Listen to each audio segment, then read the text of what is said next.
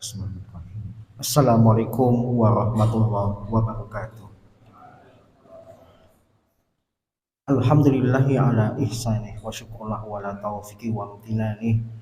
Asyhadu an la ilaha illallah wahdahu la syarika lahu ta'ziman li sya'nih wa asyhadu anna nabiyyana Muhammadan abduhu wa rasuluhu atta ila ridwanih.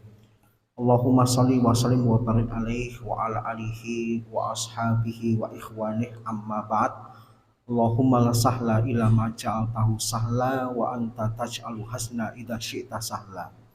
Allahumma inni a'udzubika min qalbin la yakhsha wa min du'ain la yusma wa min nafsin la tashba wa min ilmin la yanfa. Allahumma inni a'udzubika min haulal arba'. Alhamdulillah, pada kesempatan pagi hari ini Allah Subhanahu wa taala pertemukan kita kembali dalam keadaan sehat walafiat dalam rangka melaksanakan kewajiban kita pada Allah, yaitu beribadah. Bapak-bapak, ibu-ibu yang semoga dirahmati oleh Allah, kita lanjutkan kajian kita membahas tafsir ringkas Quran surat An-Najm. Quran surat ke-53. Di pertemuan yang lalu kita sudah membahas sampai ayat ke-18. Tetapi sebelum kita lanjutkan, kita review dulu apa yang pernah kita bahas. Yang pertama, surat ini diawali dengan sumpah. Allah bersumpah dengan najm, demi bintang, dan bintang yang dimaksud adalah bintang Sirius. Bintang Sirius itu adalah bintang yang paling terang di rasi bintang Canis Major atau anjing besar. Sudah dilihat belum? Dan ngecek belum gitu ya? Ya, kalau nggak hujan, saya menyempatkan melihat rasi-rasi bintang. Ya karena sepekan ini mendung terus, nggak bisa terlihat gitu ya. Kemudian Allah Subhanahu wa taala cuma bersumpah dengan satu hal, kemudian langsung datang dengan jawaban sumpah.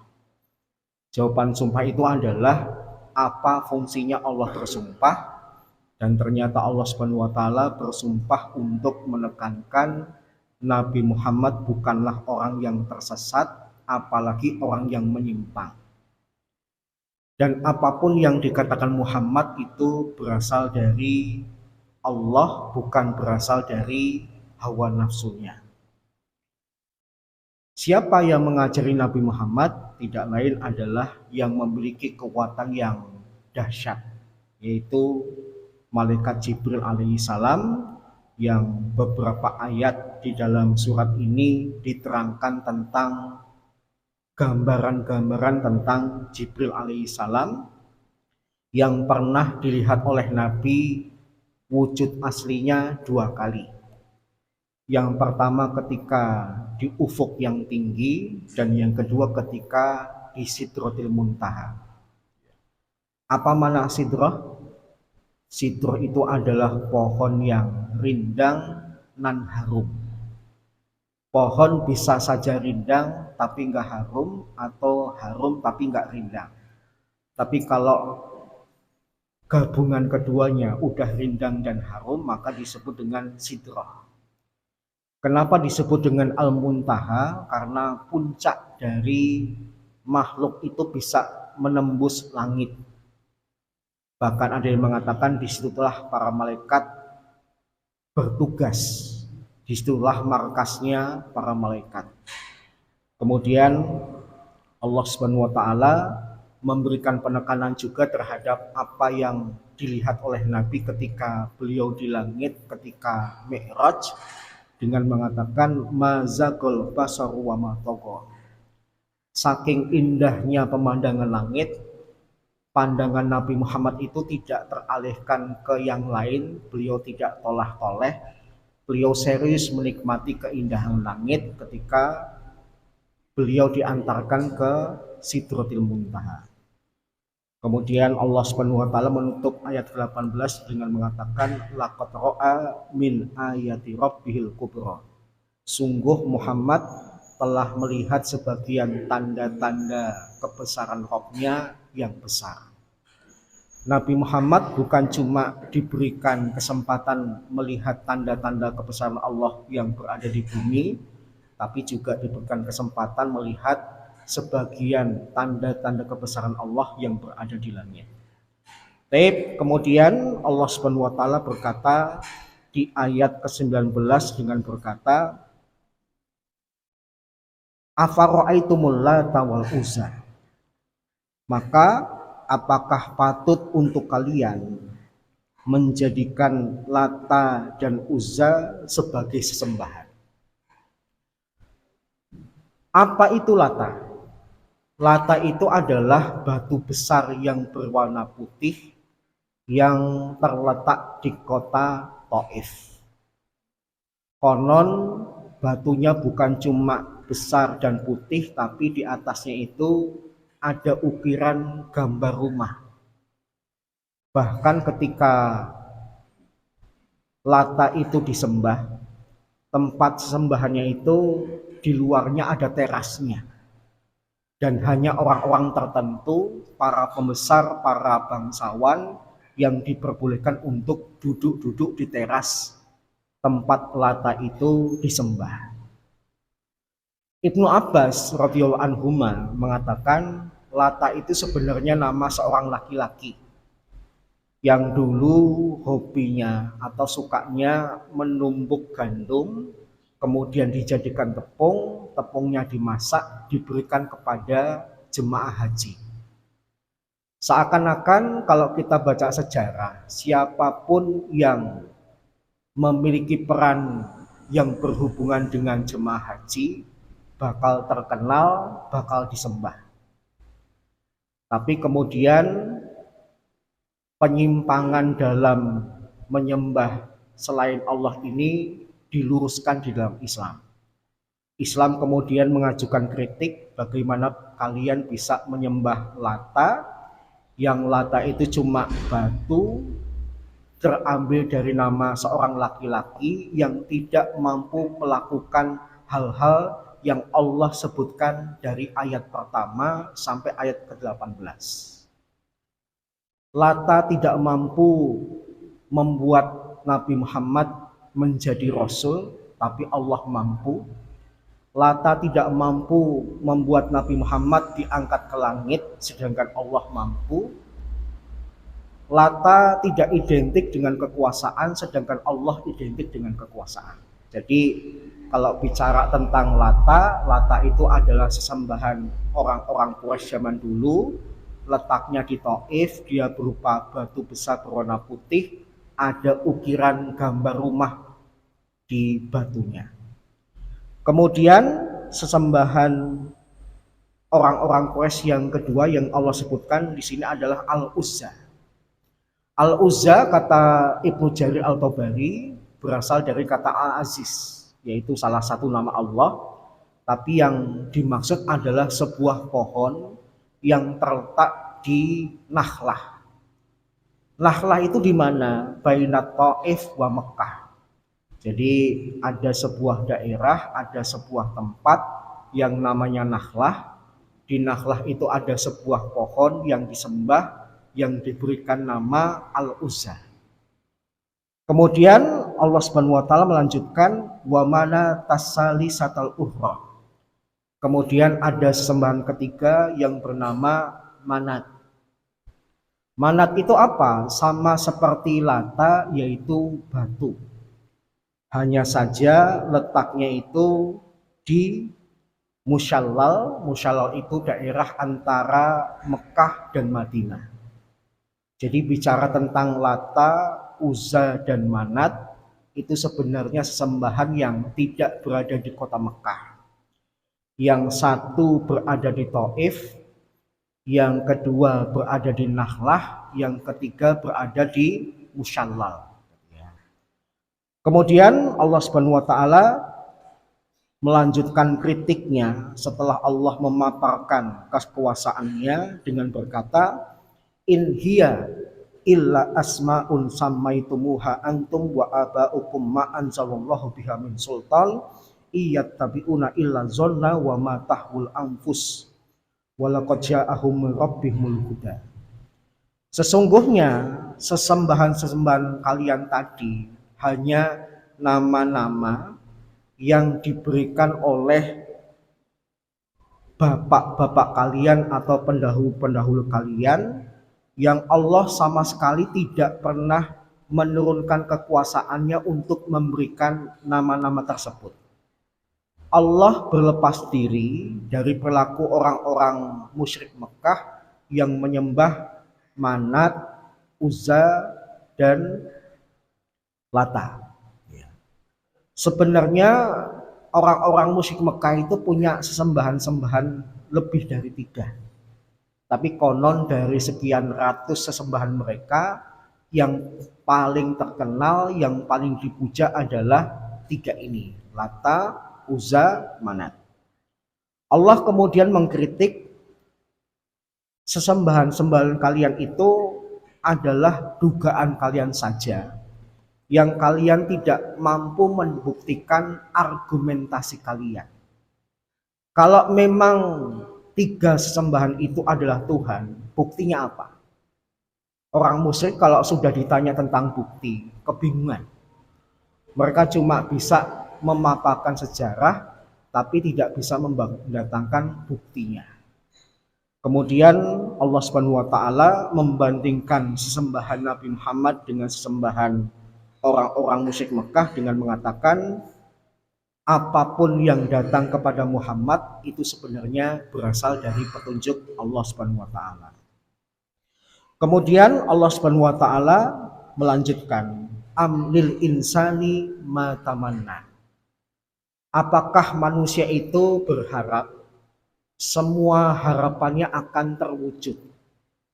Jawabannya apa? Manusia itu semua keinginannya terwujud enggak? Enggak. Bahkan semua manusia itu meninggal dalam keadaan ada keinginan-keinginan yang belum terwujud.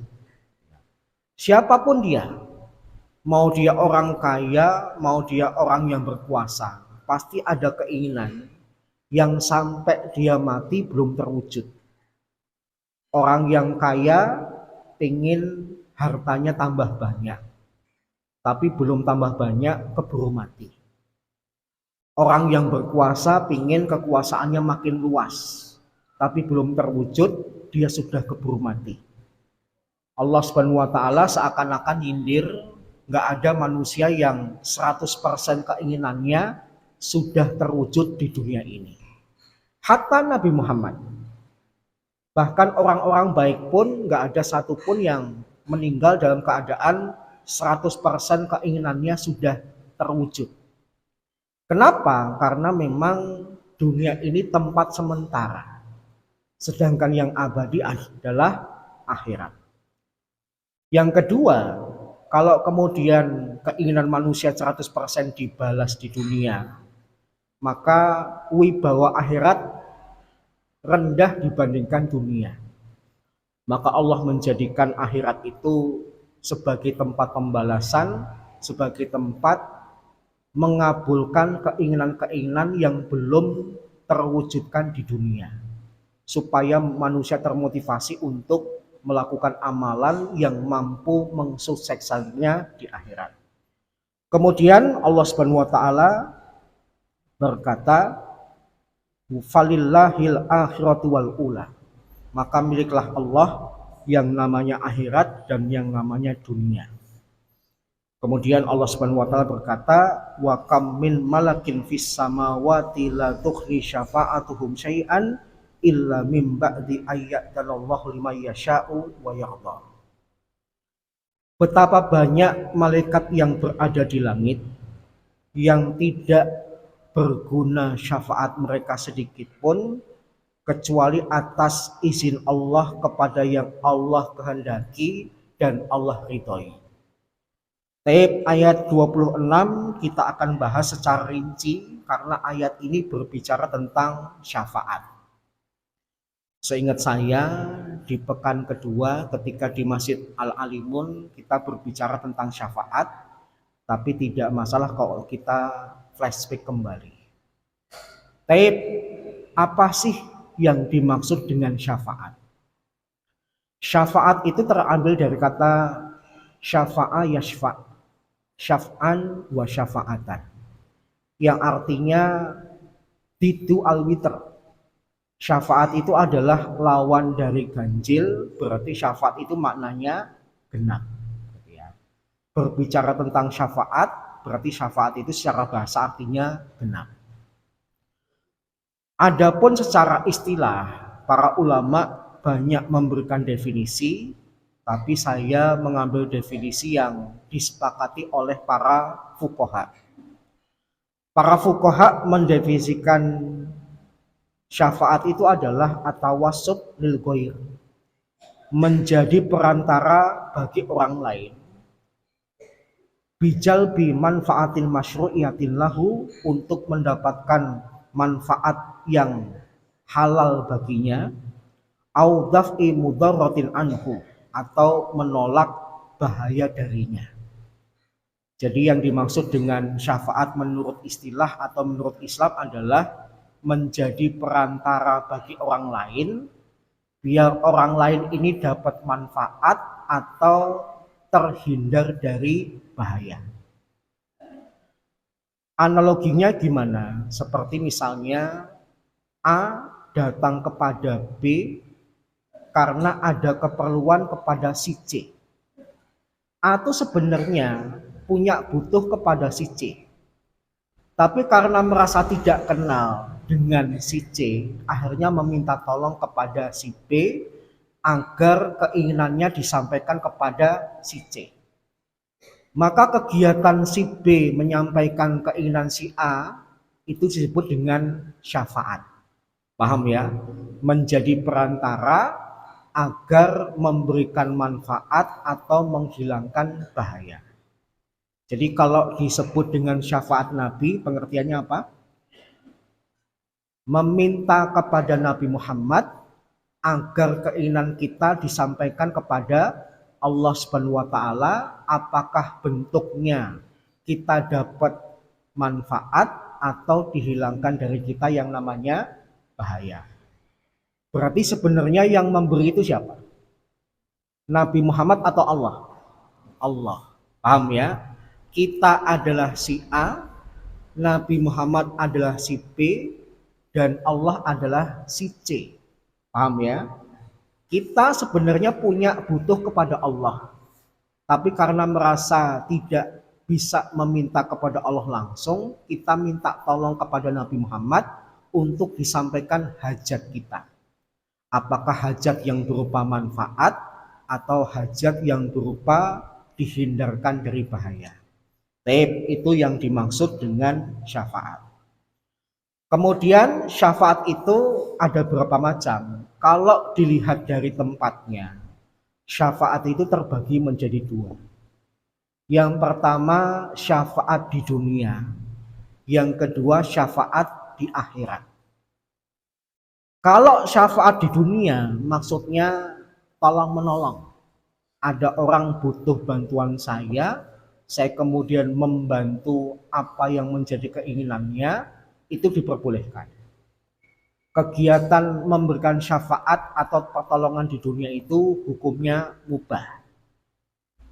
Yang tidak diperbolehkan kalau untuk tujuan kejahatan. Hukum asal syafaat dari dunia itu hukumnya boleh, tapi kalau sudah untuk kebaikan dan kejahatan, untuk keburukan dan kejahatan, tidak diperbolehkan. Kemudian yang kedua, syafaat di akhirat, dan inilah yang paling banyak. Syafaat di akhirat itu para ulama membahas yang mampu memberikan syafaat di akhirat itu siapa? Yang pertama para malaikat, sebagaimana ayat yang tadi kita baca, malaikat mampu memberikan syafaat. Syafaat malaikat itu sebenarnya bukan cuma di akhirat, di dunia pun malaikat sering memberikan syafaat. Misalnya syafaat malaikat itu apa, Pak? Malaikat itu mencari majelis dzikir, majelis ilmu. Yang kalau sampai malaikat menemukan majelis dzikir atau majelis ilmu, malaikat kemudian mendoakan orang-orang yang hadir di dalamnya untuk diampuni oleh Allah. Berarti malaikat sedang memberikan syafaat, menjadikan dirinya sebagai pemberi syafaat yang nanti Allah kabulkan. Malaikat itu juga memberikan syafaat di dunia kepada orang-orang yang bersedekah di waktu subuh. Itu ada hadis khusus yang berbicara tentang syafaat malaikat kepada orang yang bersedekah di waktu subuh. Malaikat itu juga memberikan syafaat kepada orang-orang yang membantu saudaranya dan kepada orang yang mendoakan saudaranya kebaikan tanpa diketahui saudaranya. Jadi kalau bapak dan ibu pengen doanya lebih diijabah, sebaiknya doanya jangan sampai orang yang didoain tahu. Paham ya? Sering kan kita dapat titipan, doain saya ya. Mungkin ketika ibu bapak lagi haji atau umroh, nitip doa. Banyak tetangga kita, saudara kita, teman kita yang titip doa. Maka cukup dijawab dengan iya. Gak usah ketika nanti sudah berdoa di sana, kemudian diomongin, udah saya doakan di depan Ka'bah. Udah saya doakan di Masjidil Haram, sudah saya doakan di Masjid Nabawi. Gak usah. Karena mengurangi potensi dikabulkan. Karena doa yang mustajab itu adalah doa yang sifatnya gaib. Maksudnya apa? Orang yang didoakan tidak tahu kalau dia didoakan. Kalau sampai bapak dan ibu doanya modelnya seperti ini, maka nanti malaikat akan ngaminin, bahkan mengatakan walakamisluh, dan moga-moga Allah juga memberikan yang semisal kepadamu. Teman kita titip doa moga-moga diberikan kelancaran rezeki, bukan cuma doa teman kita yang diijabah, malaikat mendoakan moga-moga rezeki kita juga lancar. Paham ya? Jadi kalau ibu bapak sudah titip doa, nggak usah ditagih. Aku udah didoain belum? Nah itu mancing-mancing, harusnya doa yang sifatnya gaib jadi malah zahir gitu ya. Jadi insya Allah kalau sudah dititipin ya sudah gitu ya. Kalau nanti ditagih malah mengurangi keikhlasan dan mengurangi potensi untuk diijabah. Sekali lagi, doa yang terbaik itu adalah doa yang didoakan tidak tahu kalau sedang kita doakan, dan nanti diamini oleh malaikat. Malaikat mengatakan walaka misluh, moga-moga kamu dapat yang semisal. Kemudian selain malaikat yang memberikan syafaat itu siapa lagi? Para nabi. Ya. Dari Nabi Adam sampai Nabi Muhammad semuanya bisa memberikan syafaat. Ya. Kemudian yang ketiga yaitu orang-orang beriman. Orang beriman pun juga bisa memberikan syafaat. Tapi konsep syafaat itu harus dipahami. Karena syarat syafaat itu dua. Yang pertama, Allah mengizinkan kepada yang memberi syafaat. Yang kedua, Allah meridhoi kepada yang diberi syafaat. Paham ya? Ada izin, ada ridho. Izinnya Allah kepada pemberi syafaat, ridhonya Allah kepada yang menerima syafaat. Allah nggak ngasih izin kepada pemberi syafaat, maka syafaat nggak nyampe. Allah nggak ridho kepada yang menerima syafaat, syafaat pun nggak nyampe. Paham ya? Jadi baik yang memberikan syafaat atau yang menerima syafaat ada syaratnya. Yang memberikan syafaat diberikan izin, yang menerima syafaat diridhoi. Siapakah orang-orang yang tidak Allah ridhoi? Jawaban pertama jelas, orang musyrik dan orang kafir. Meskipun pemberi syafaat ada keinginan memberikan syafaat, tetapi kalau Allah tidak ridho, syafaatnya nggak nyampe. Misalnya, Nabi Muhammad bisa memberikan syafaat nggak? Bisa. Tapi tidak setiap syafaat beliau itu kemudian dikabulkan. Misalnya kepada paman beliau Abu Thalib. Dikabulkannya pun akhirnya dibuat pengecualian, keringanan tapi nggak total. Pengennya Nabi Muhammad pamannya dikeluarkan dari neraka, tapi ternyata Allah mengabulkannya cuma diringankan siksa nerakanya. Paham ya? Berarti menunjukkan karena Allah tidak ridho. Meskipun Allah ngasih izin Nabi Muhammad, tapi ternyata yang mendapatkan syafaat tidak diridhoi. Jadi konsep izin dan ridho itu penting. Dalilnya surat An-Najm ayat terakhir yang tadi kita baca. Kemudian syafaat khusus Nabi Muhammad. Nah, inilah yang sering dibahas oleh para ulama. Terkait dengan Nabi Muhammad itu spesial dibandingkan nabi-nabi yang lain. Kenapa? Karena umatnya paling banyak. Kalau nabi-nabi terdahulu itu terbatas dari segi wilayah dan usia. Tapi kalau Nabi Muhammad tidak terbatasi oleh wilayah maupun usia. Usia Nabi Muhammad bolehlah 63 tahun, tapi dakwahnya ila yaumil qiyamah. Nabi Muhammad boleh saja ketika berdakwah hanya di Arab saja, tapi dakwahnya bukan cuma untuk Arab saja, tapi untuk sedunia. Maka pantaslah Nabi Muhammad mendapatkan syafaat khusus yang tidak diterima oleh nabi-nabi lain. Sebagaimana terisyarat di dalam Sahih Bukhari dan selain Al-Bukhari juga meriwayatkan tentang kejadian nanti di padang mahsyar. Ketika manusia sudah di padang mahsyar, manusia kemudian langsung sadar.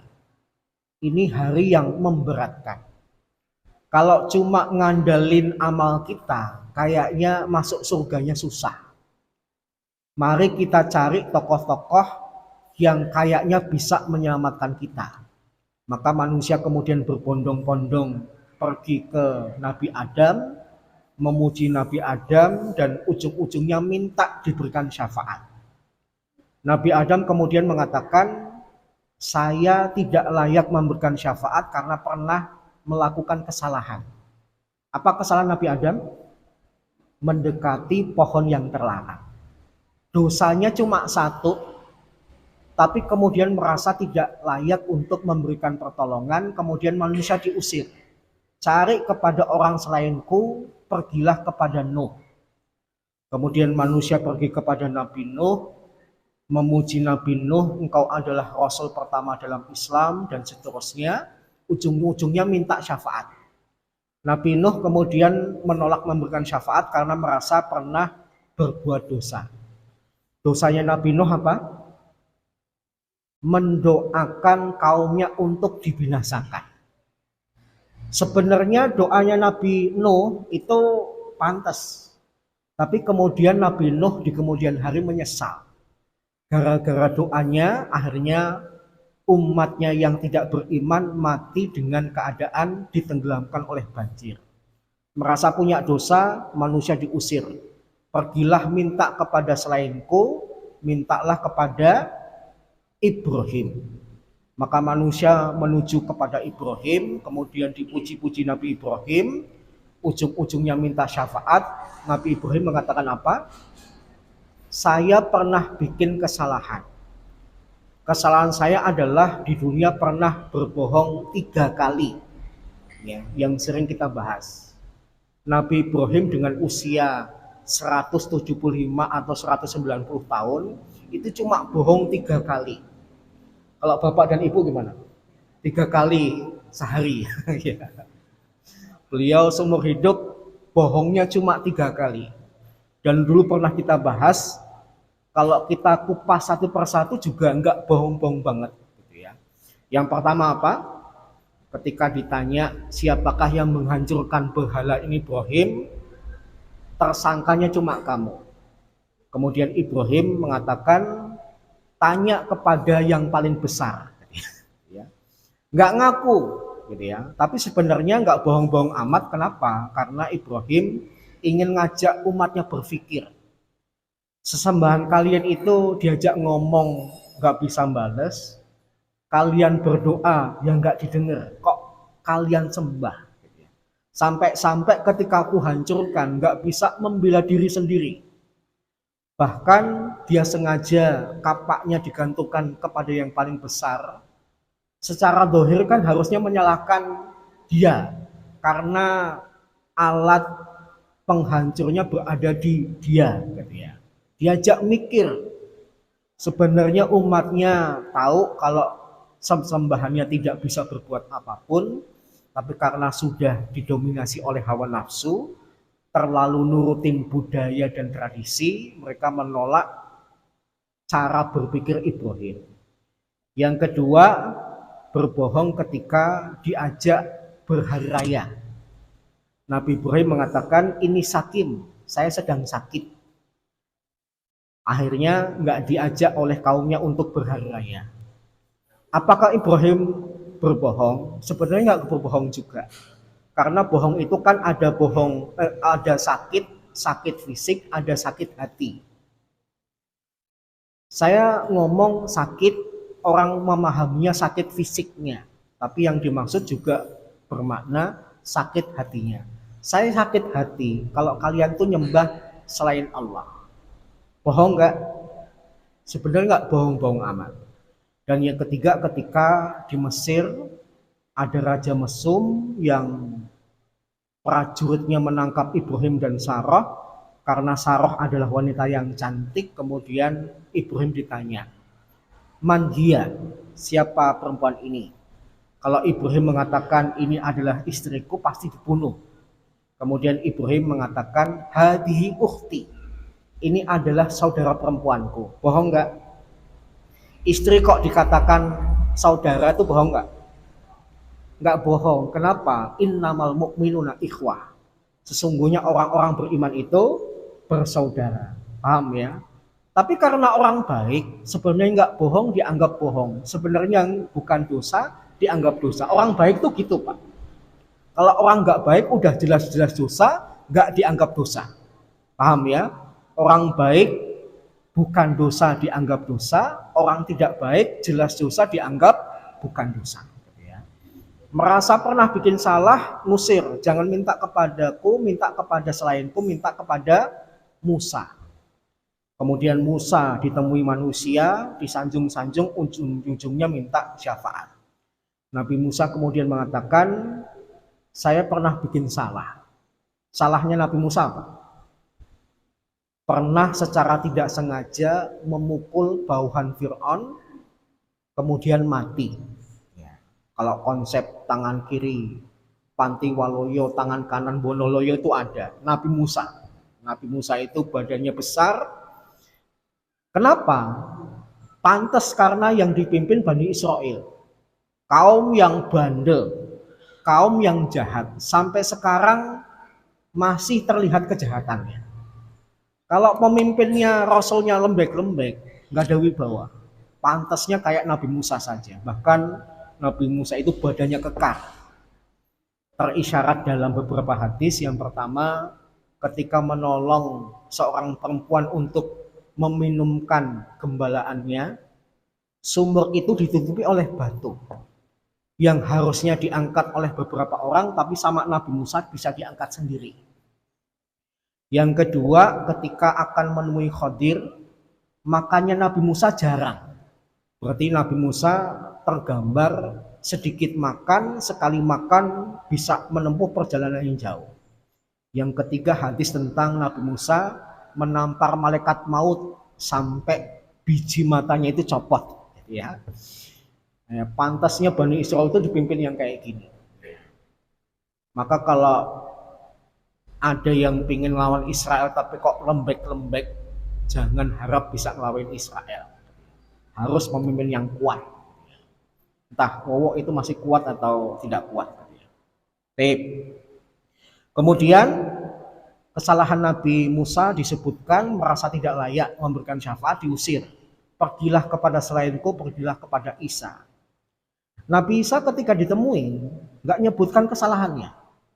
cuma merasa tidak layak memberikan syafaat, pergilah kepada selainku, pergilah kepada Muhammad. Nah, ketika pergi kepada Nabi Muhammad kemudian merasa iba kepada manusia yang datang kepada beliau, maka beliau kemudian akhirnya sujud kepada Allah dengan sujud yang lama, mengucapkan kalimat tahmid yang belum pernah beliau ucapkan di dunia, dan itulah yang memancing Allah kemudian memulai persidangan. Kita nanti berdiri padang mahsyar itu waktunya lama. Berapa lama? Manusia berdiri padang mahsyar itu berapa tahun? 10.000 tahun. Hidup kita saja tidak sepanjang itu, tapi berdirinya sepanjang itu. Dan 10.000 tahun itu berpotensi lebih lama kalau bukan Nabi Muhammad yang minta kepada Allah segera dimulai persidangannya. Maka karena Nabi Muhammad sujud kepada Allah dengan sangat lama, memuji Allah dengan kalimat yang belum pernah terucapkan di dunia, Allah simpatik, kemudian Allah hadir. Allah berkata pada Nabi Muhammad, irfa' ra'sak, angkat kepalamu ya Muhammad. Sujudnya selesai. Isfa' tu syafa', mintalah bantuan niscaya kupenuhi. Baru kemudian manusia mendapatkan syafaat ketika Nabi Muhammad dimintai, Nabi Muhammad memohon kepada Allah dan Allah pun mengabulkannya. Ini disebut dengan asy-syafa'ah al-utma, syafaat yang terbesar yang dimiliki oleh Nabi Muhammad. Sedangkan syafaat lain tidak sebesar ini. Syafaat beliau yang lain apa? Syafaat memasukkan orang-orang beriman ke dalam surga. Nanti setelah orang-orang beriman ngelewatin sirat dan mereka berkumpul di depan pintu surga, jangan dikira surga sudah terbuka. Surga itu terbuka karena ketukan dari Nabi Muhammad. Kemudian malaikat penjaga surga mengatakan, karena engkaulah pintu ini dibukakan. Baru ketika diketuk Nabi Muhammad, pintu surga itu terbuka dan orang-orang beriman bisa masuk ke dalam surganya Allah. Kemudian syafaat Nabi Muhammad juga adalah menyelamatkan orang yang kebaikan dan keburukan impas. Pahala dan dosa seimbang. Ini kan yang disebut dengan al-a'raf. Orang-orang yang nanti surga belum jelas, neraka pun belum jelas. Mereka ditaruh dulu di sebuah tempat namanya al-a'raf. Gara-gara syafaat Nabi Muhammad, akhirnya orang-orang yang berada di al-a'raf dimasukkan ke dalam surga. Harusnya kan kalau seimbang, masuk ke neraka dulu. Ya. Baru kemudian ke surganya. Tapi karena imbang, mereka kemudian tertolong oleh syafaat Nabi Muhammad, dimasukkan ke dalam surganya Allah. Pelajarannya apa Bapak Ibu? Kalau bicara tentang kebaikan jangan ditunda-tunda. Ya. Siapa tahu perbuatan baik yang segera kita lakukan nanti memperberat timbangan kebaikan kita. Meskipun selisihnya cuma sedikit, yang penting kebaikan lebih berat. Tanpa syafaat Nabi Muhammad pun kita langsung bisa masuk surga. Tapi kalau kemudian impas, nah harus nunggu syafaat Nabi Muhammad dulu baru bisa masuk ke dalam surga. Kemudian syafaat Nabi Muhammad khusus adalah syafaat agar penduduk surga derajat surganya dinaikkan. Jadi orang-orang di surga itu jangan dikira kalau sudah di tingkat ini, di tingkat itu terus selamanya.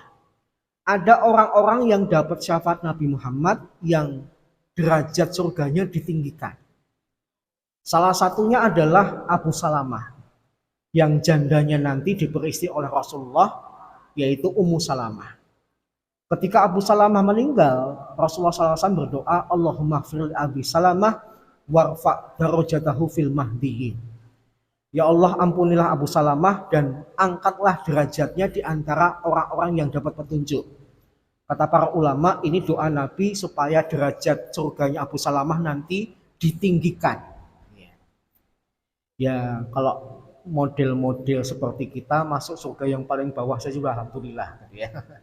Udah aman gitu ya. Tapi ternyata ada isyarat dari hadis ini, ada orang-orang beriman yang nggak puas kalau masih berada di level yang rendah. Kalau bisa di level yang tinggi, ngapain mencukupkan diri dengan level yang rendah. Baik.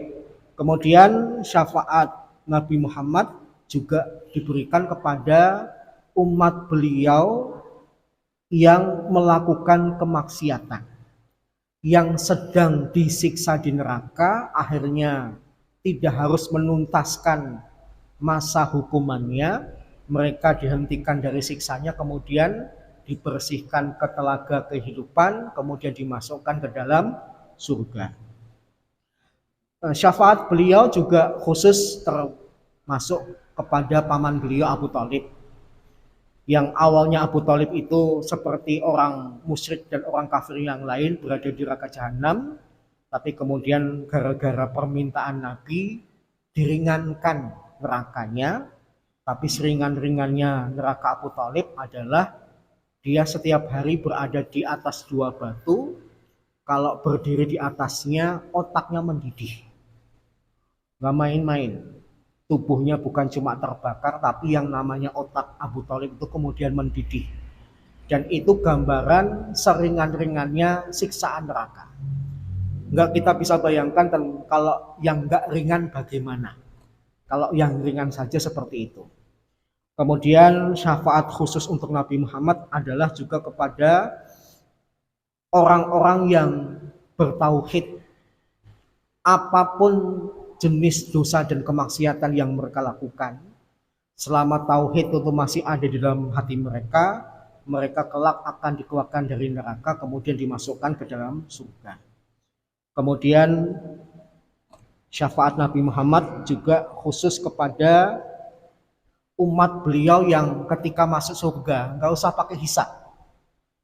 Umat Nabi Muhammad ada yang masuk surga pakai hisab, tapi ada juga yang modelnya tanpa hisab. Siapa? Ya, diantaranya adalah para syuhada, diantaranya adalah umat Nabi Muhammad yang tidak melakukan aktivitas-aktivitas tertentu. Misalnya apa? Tidak minta diruqyah, tidak bertatoyur. Tatoyur itu apa? Menggantungkan nasib pada kondisi alam. Misalnya orang Jawa, kalau ada kupu-kupu, jangan-jangan ada tamu. Kalau ada gagak bersuara, jangan-jangan ada orang mati. Nah, kalau rumah ibu bapak dekat pasar Depok, tiap malam dengar suara gagak berbunyi. Paham ya? Ya kalau bicara mati, tiap hari ada orang mati. Paham ya? Nggak harus ada gagaknya. Karena saya menyaksikan sendiri, pernah saya berada di suatu daerah, nggak ada gagaknya. Nyatanya ya ada orang yang mati. Paham ya? Kalau sampai ada umat Nabi Muhammad kok bergantung percaya kepada keyakinan seperti itu, berarti nanti masuk surganya pakai hisab. Tapi kalau tidak berkeyakinan seperti itu, masuk surganya tanpa hisab. Baik, jadi syafaat Nabi Muhammad sebabnya khusus. Kemudian amalan-amalan apa yang berpotensi menyebabkan kita berhak mendapatkan syafaat? Para ulama sepakat bahwasanya syafaat itu tidak cukup dengan harapan, tapi harus dibantu juga dengan amalan. Amalan untuk mendapatkan syafaat yang pertama, dan ini syarat yang mutlak, yaitu bertauhid. Rasulullah SAW pernah bersabda berdasarkan pertanyaan dari Abu Hurairah. Ya Rasulullah, man as'adun nasi bi syafa'atika yaumal qiyamah. Ya Rasulullah, siapakah manusia yang paling bahagia dengan syafaatmu? Rasulullah SAW kemudian menjawab, man qala la ilaha illallah khalisan fi min qalbih au nafsih. yang mengucapkan la ilaha illallah tulus dari hatinya atau jiwanya. Rasulullah mengatakan kalimat la ilaha illallah itu berasal dari hati. Berarti tidak cukup dengan lisan. Ngucapin kalimat tahlil la ilaha illallah dengan lisan itu gampang. Tapi kalau itu berasal dari hati, berasal dari jiwa, itu yang susah. Misalnya ya, ini kan sedang musim hujan. Tapi yang unik di musim hujan itu juga orang-orang pada punya gawe. Nah, orang-orang yang hatinya ada kalimat la ilaha illallah itu diuji. Kalau bapak dan ibu punya gawe di musim hujan, pengennya pas punya gawe turun hujan atau tidak? Pengen turun hujan atau tidak? Tidak. Caranya gimana?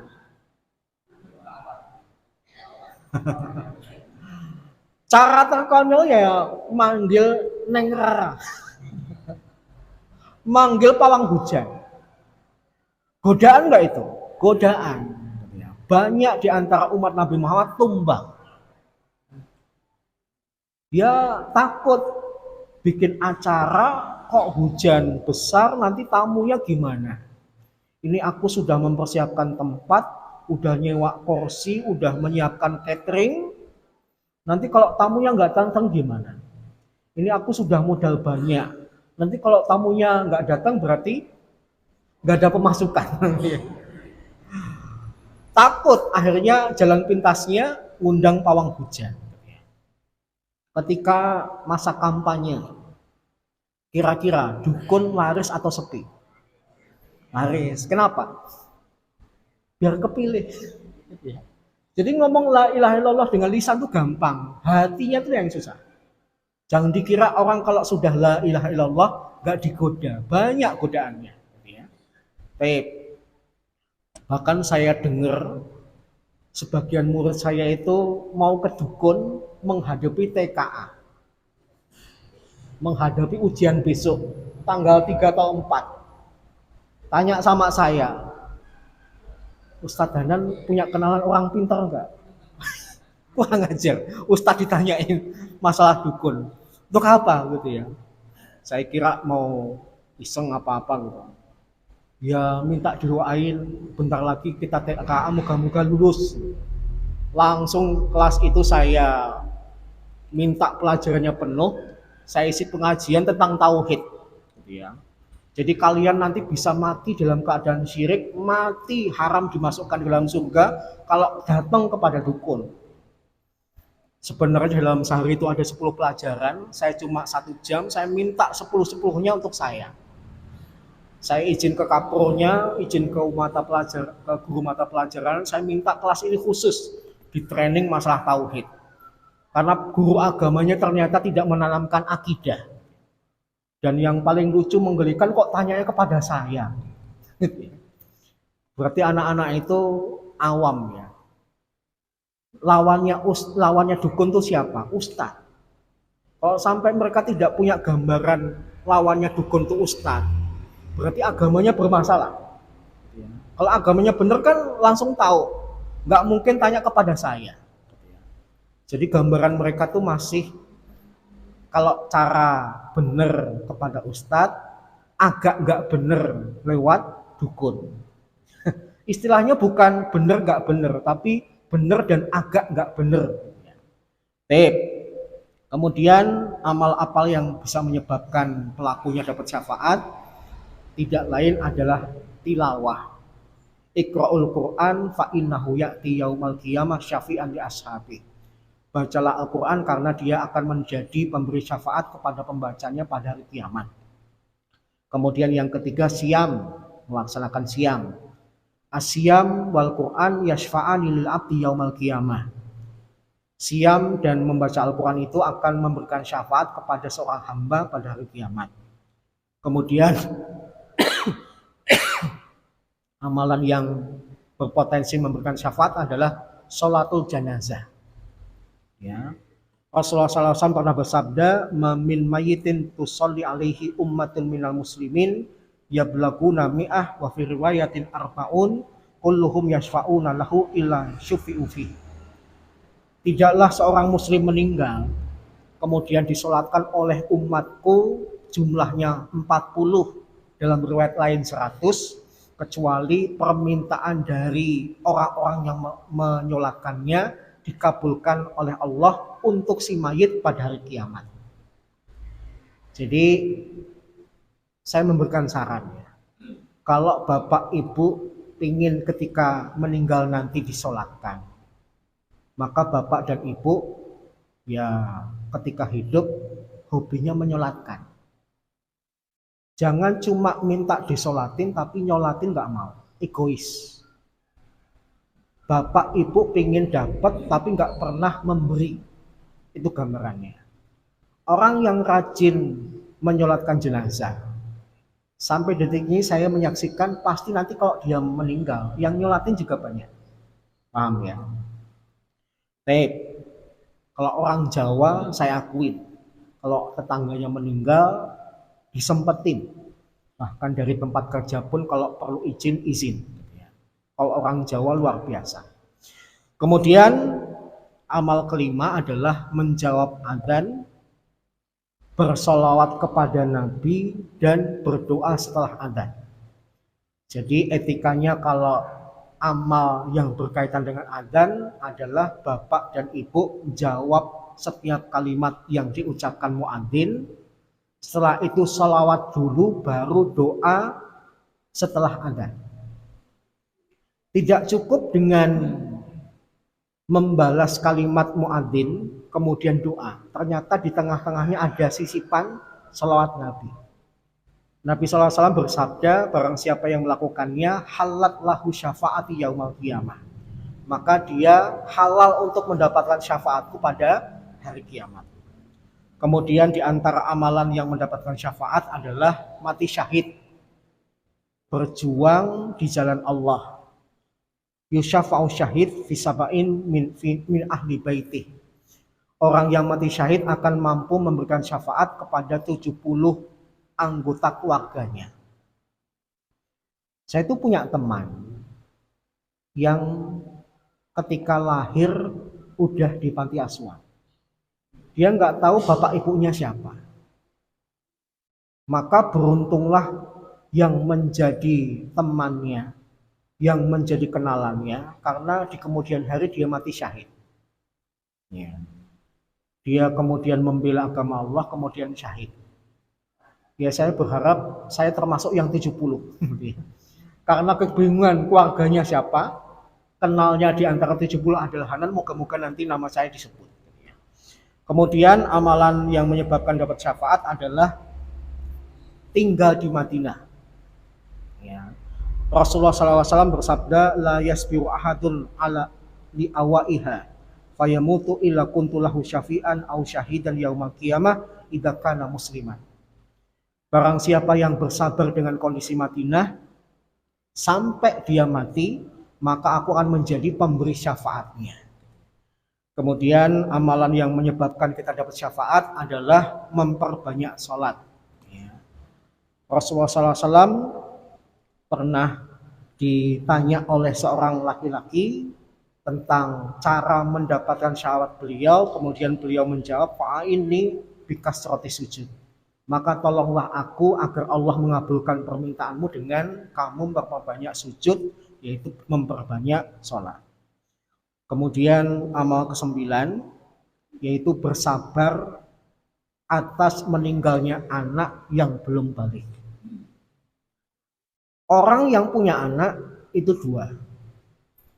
Anaknya meninggal ketika sudah balik dan anaknya meninggal ketika belum balik. Sama-sama dapat cobaan, sama-sama bersedih. Konon pahalanya lebih besar untuk kondisi orang yang kedua. Kenapa? Karena lagi lucu-lucunya kok kemudian meninggal. Kalau dia sudah besar, SMA, kuliah dan sebagainya, mungkin kita bisa punya memori yang lebih panjang dengan anak itu, sehingga ketika diminta oleh Allah kita lebih tenang. Tapi baru lucu-lucunya memori dengan dia lagi sedikit-sedikitnya, tapi Allah kemudian cabut nyawanya. dan orang tuanya mampu bersabar, itu nanti menjadi sebab untuk mendapatkan syafaat Nabi Muhammad di hari kiamat. Karena ada seorang laki-laki tanya kepada Rasulullah, "Ya Rasulullah, saya punya 2 anak perempuan, semuanya meninggal. Itu nanti efeknya bagi saya apa?" Rasulullah SAW kemudian bersabda, "Kalau engkau sabar atas kematian anakmu, maka akan menjadi syafaatmu di hari kiamat." Kemudian yang ke-10 adalah bersahabat dengan ahli iman. Makanya Imam Syafi'i mengatakan, setelah kenikmatan iman itu engkau peroleh, maka ikatlah kenikmatan kedua dengan erat-erat.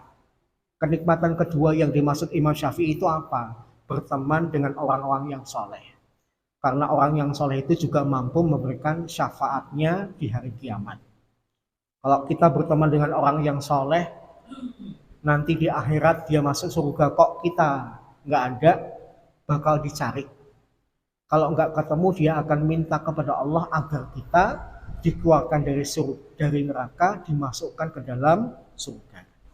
Dan yang ke-11, seperti yang kita sebutkan tadi, amal yang menyebabkan dapat syafaat itu tidak minta diruqyah, tidak bertatoyur, dan hanya bertawakal kepada Allah Subhanahu wa taala. Adapun dalil-dalil lain itu bermasalah. Entah hadisnya lemah atau palsu, misalnya mencintai ahlul bait. Memang ada hadisnya, tapi kemudian hadisnya sangat lemah, bahkan sebagian ulama mengatakan palsu.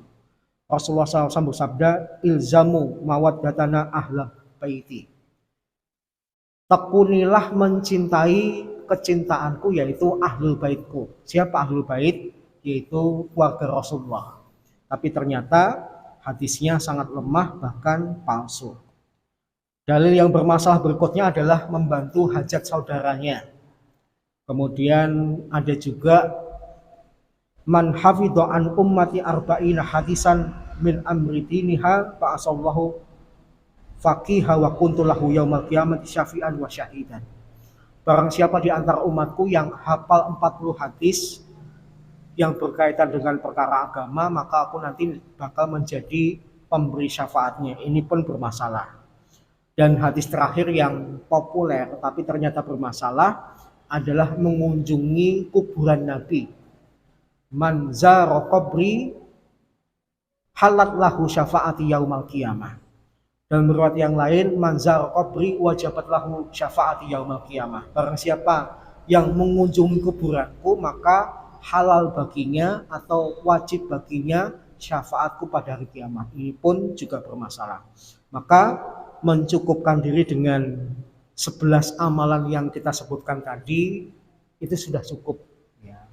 Yang penting nomor satunya tidak boleh di otak-atik.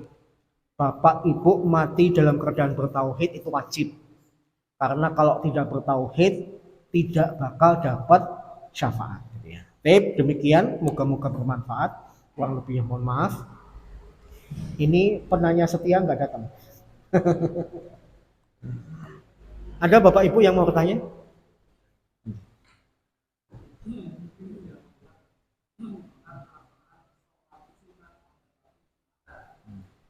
Kayak gitu setelah ada, pada waktu ada, dan setelah ada. Ini mohon penjelasan. Terima kasih. Ya, terkait dengan sholat qobliyah Jumat. Sholat yang dilakukan sebelum Jumat itu dilaksanakan, memang para ulama timbul khilaf. Ada yang mengatakan tidak ada yang mengatakan ada. Nah, untuk perkara ini saya mengambil sikap tawakuf. Saya lebih baik diam saja. Saya tidak membenarkan yang mengatakan tidak ada, tapi juga saya tidak berani mengatakan sebenarnya ada. Sehingga saya kembalikan kepada pelakunya, niatnya apa. Kemudian yang kedua, para ulama sebenarnya ada yang melakukan penelitian. Sholat yang dilakukan sahabat ketika sebelum Jumatan itu apakah qobliyah Jumat? Masalahnya di sini. Ada yang mengatakan itu qobliyah Jumat, tapi ada juga yang mengatakan sholat sunnah mutlak. Paham ya? Sholat sunnah mutlak. Nah, karena para sahabat tidak menerangkan sholat yang mereka lakukan itu apa, kemudian para ulama memiliki cara pandang yang berbeda, akhirnya ada yang mengatakan ada yang mengatakan tidak ada. Yang ada adalah sholat sunnah mutlak, itu bagi yang mengatakan tidak ada. Bagi yang mengatakan ada, itu adalah sholat qobliyah Jumat. Sehingga saya bersikap tawakuf terhadap perbedaan pendapat ini. Bapak, Ibu mau melakukan silahkan, enggak juga enggak apa-apa. Tetapi kalau kaitannya dengan ba'diyah Jumat, tentang sholat Jumat sudah dilaksanakan, kemudian ada ba'diyahnya, para ulama sepakat ada. Gitu ya.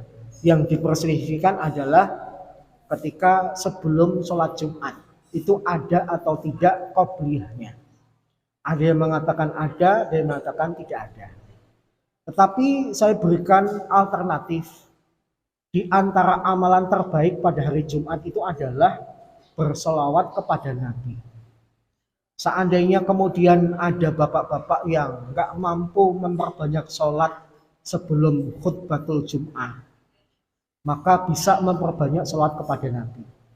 Bahkan para ulama banyak yang mengatakan lebih utama daripada membaca Al-Quran, lebih utama daripada sholat sunnah. Ya. Jadi untuk hari Jumat itu spesial memperbanyak sholawat. Wallahu a'lam bishawab.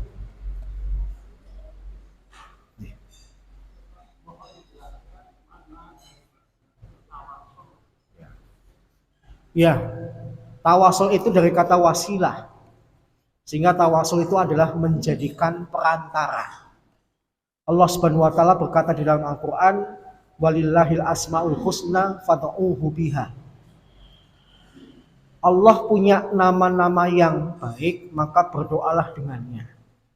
Di dalam Islam ada tawasul syar'i, ada tawasul yang ghairu syar'i. Tawasul yang diperbolehkan dalam agama dan ada juga tawasul yang tidak diperbolehkan dalam agama. Tawasul yang diperbolehkan dalam agama itu yang pertama, Bapak mengucapkan nama-nama Allah sebelum berdoa. Jadi etikanya nyebut al-asma al-husna sebelum berdoa. Yang kedua adalah bertawasul dengan minta bantuan orang soleh yang masih hidup. Ya, sebagaimana yang dilakukan oleh Umar bin Khattab ketika kemarau di zaman beliau minta kepada Al-Abbas, yaitu paman Nabi, untuk mimpin sholat istisqa. Umar berkata, karena kami melihat engkaulah orang yang paling soleh di antara kami. Dan kemudian Abbas mimpin sholat istisqa, dengan izin Allah hujan turun. Jadi Umar bin Khattab bertawasul kepada Abbas dengan syarat orang soleh masih hidup. Kemudian yang ketiga bertawasul dengan nyebut amal soleh. Bapak sebelum minta kepada Allah nyebutin dulu amal soleh yang pernah Bapak lakukan. Misalnya Bapak pernah berinfak 100 juta. Hari ini Bapak sakit gak kunjung sembuh. Maka sebelum Bapak minta doa kesembuhan kepada Allah, Bapak sebutkan, ya Allah, gini-gini saya pernah sedekah 100 juta loh. Tolong sembuhkan saya. Tapi ngomongnya sama Allah. Gak usah cerita sama orang lain, gak usah sampai orang lain tahu tentang 100 jutanya. Paham ya? Yang masyru' itu, yang dibersihkan adalah bertawasul kepada kuburan, kepada orang yang sudah meninggal dan sebagainya. Itu diperselisihkan. Wallahu a'lam bishawab. Sampun? Ya.